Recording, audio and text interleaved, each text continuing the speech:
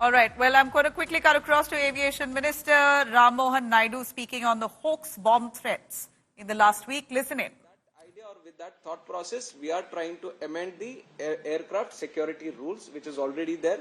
We feel that there is some betterment that we can do, and with our discussions, we are trying to amend it. And the second one is the Suppression of Unlawful Acts Against Safety of Civil Aviation Act. This is an act that we already have. This is also commonly known as the Suwaska Act. And there are multiple offences that have already been listed in the Suwaska Act. And one of this was, this is a 1982 Act, and it deals with many offences such as offence at an airport, offence of committing violence on board an aircraft in flight, destruction of damage to air navigation facilities. So these are some of the offences that the Suwaska Act targets.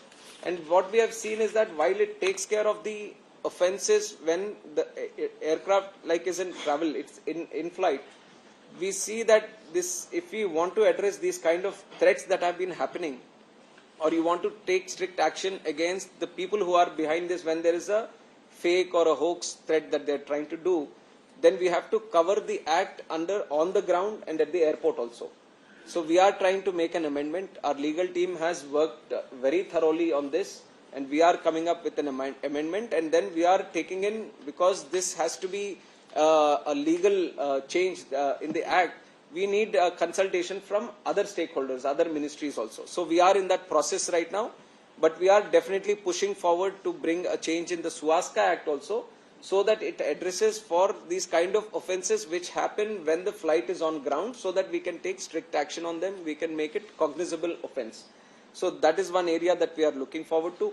And when it comes to the offences that have already progressed, so over the last 7 days, over the last 1 week, if you look at the number, then 8 flights have been diverted.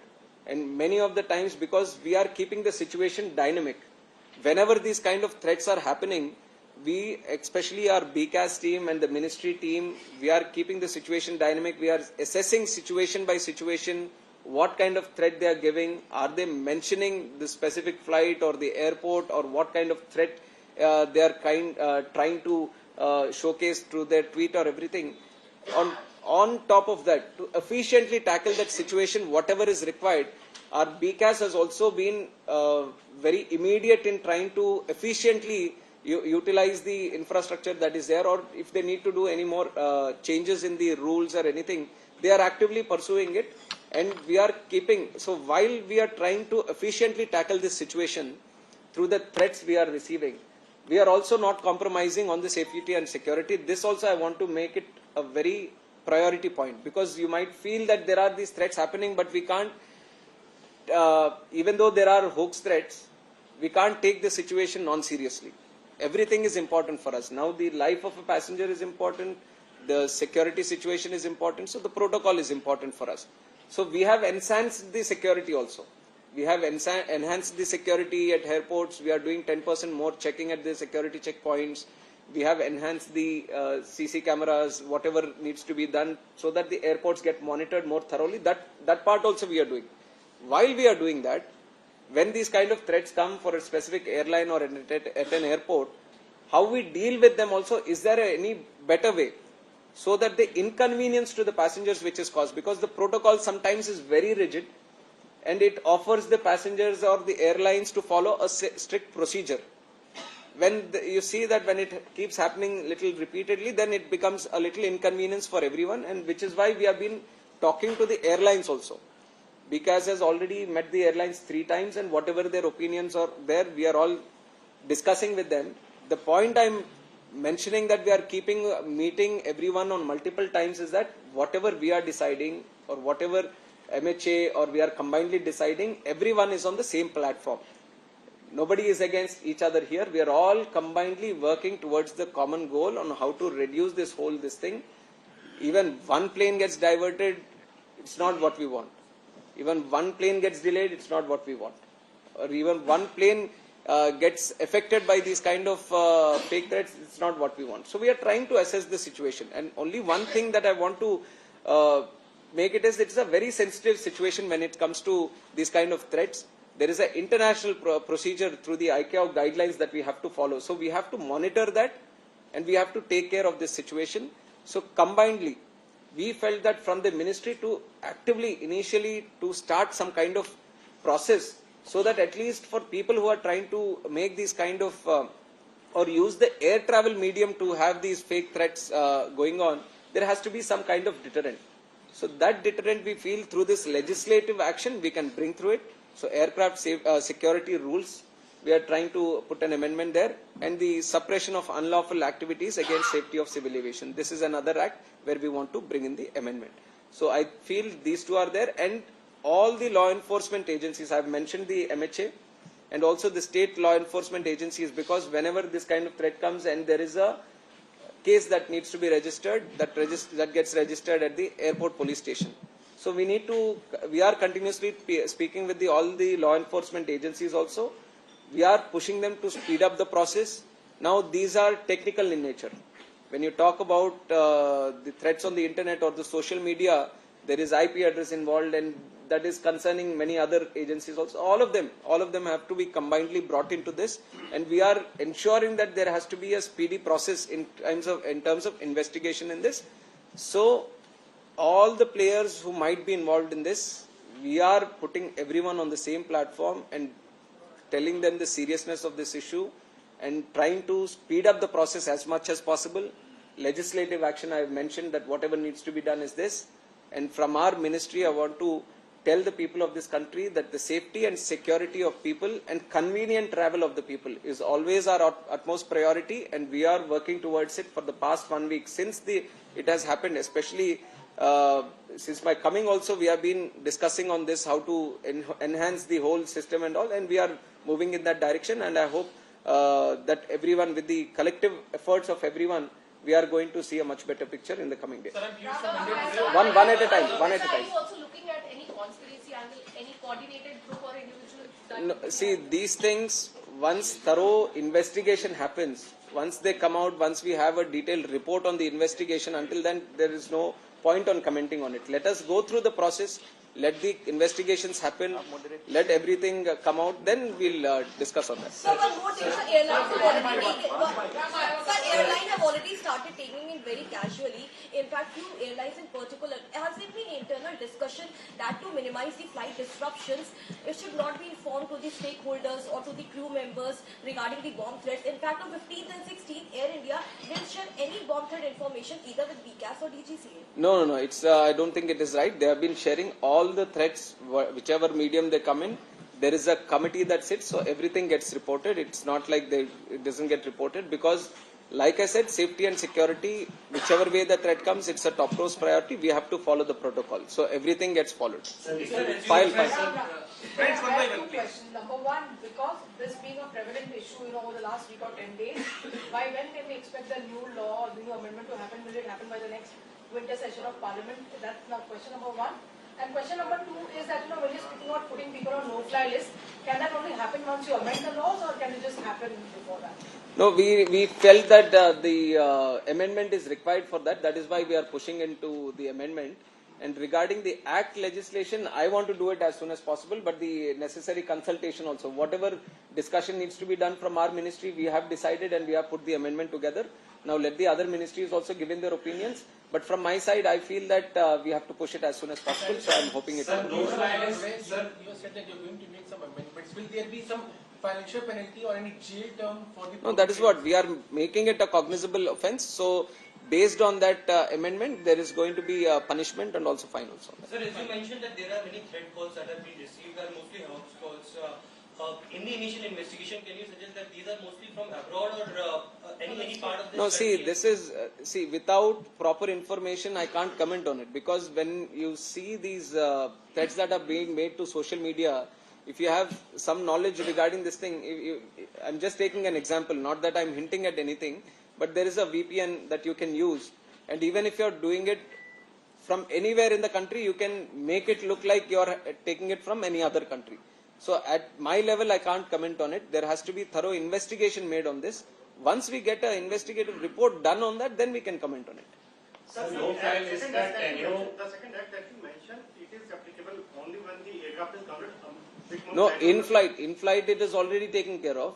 But when it is grounded also or at the airport, then also we want this act to prevail on that. So that is why we are bringing in the amendment. And sir, in terms of revenue loss, has the airline shared any number? Suppose 10 flights so far they have received any such security threat. So in terms of revenue loss, any number that they might have shared? Not really, but they are telling us the inconvenience that the airlines are facing. One is you're talking about the financial loss, but it's more like an inconvenience for all the people at the airport operator and the airlines combinedly.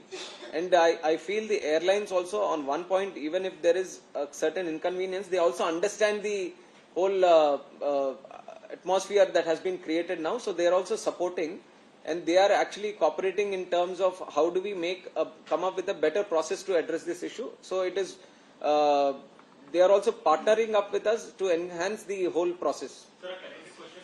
We are at the peak of festive season. Do you think these hoax calls have put some dent on the air traffic? Surprisingly, they are all going full. Sir ये जो no fly list का tenure होगा ये life time का ban है या 5 साल के लिए, पहला पॉइंट ये। दूसरा, आपको पता है सिक फॉर जस्टिस ने फ्रेश थ्रेट दिया है एयर इंडिया को, तो क्या additional security cover air India को आप देंगे या किस तरीके से चीजें? तो ये नो फ्लाई लिस्ट का जो है अभी तो फिलहाल वो अमेंडमेंट लेके आएंगे, तो उसके ऊपर हमें करने का एक अधिकार जो मिलेगा, उसके बाद वो टाइम लिमिट का फिर से एक बार डिस्कस करके करेंगे। दूसरा जो एयर इंडिया का सिक्योरिटी कवर फ्रेश थ्रेट मिले हैं सर सिक फॉर जस्टिस की तरफ से। नवंबर में बोला गया है कि लोग अवॉइड करें एयर इंडिया ट्रेवल करने के लिए। ये सिमिलर थ्रेट लास्ट ईयर भी नवंबर को ही दिया गया था। तो क्या additional security cover air India की पर्टिकुलर कुछ flights? No. See, we don't look at one airline as specific. Any airline, any kind of threat is a threat for us.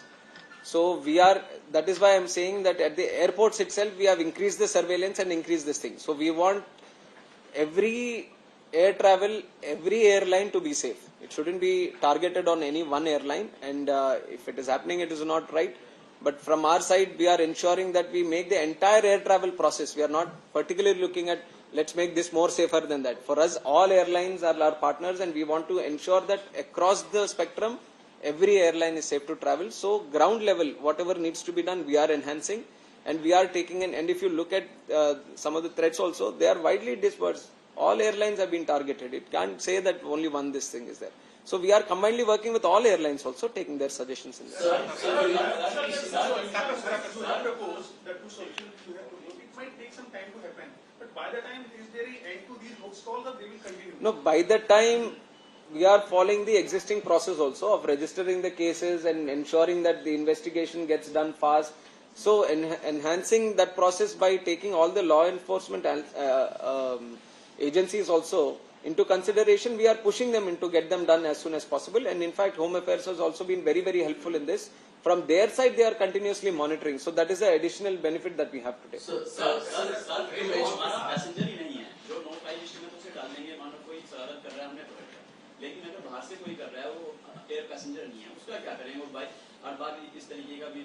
No, then we will see internationally also what needs to be done. You are talking about if people are doing it outside the country. From outside the country. If it is outside the country, no. If he's not flying. No, that is what the IT wing or the necessary intelligence people, they have to catch the person ultimately. They have to use the whole intelligence, this thing to catch it. So that is why we are taking their support. एक तो वो Mumbai police ने जो पकड़ा था, that was a very prank this thing. He had some issue with another friend of his, तो उसके लिए इसने कर दिया था वो. तो वो है अभी केसेस इन्वेस्टिगेशन में. सर ये जो लॉफुल एक्ट जो आपने सेपरेशन ऑफ अनलॉफुल एक्ट का कहता है अमेंडमेंट, इसमें क्या क्या मेजर पॉइंट आप लोग लाने की कोशिश करें, थोड़ा बताएं. इसमें मेजरली जो है ये ऑफेंस जो है वो इन फ्लाइट वाले उस सिचुएशन को ध्यान में रखते हुए उसमें सारे ऑफेंसेस का लिस्ट किया गया है. तो हम उसमें ऐड करेंगे जो ऑन ग्राउंड या फिर एयरपोर्ट के पास भी जो फ्लाइट है उसके ऊपर भी ऐसे थ्रेट्स आते हैं, तो उसको भी कैसे डील करना है, कॉग्निजेबल कैसे बनाना है, उसको हम स्पेसिफिकली ऐड करेंगे. तो इन फ्लाइट था, अभी ऑन ग्राउंड को भी ऐड करेंगे.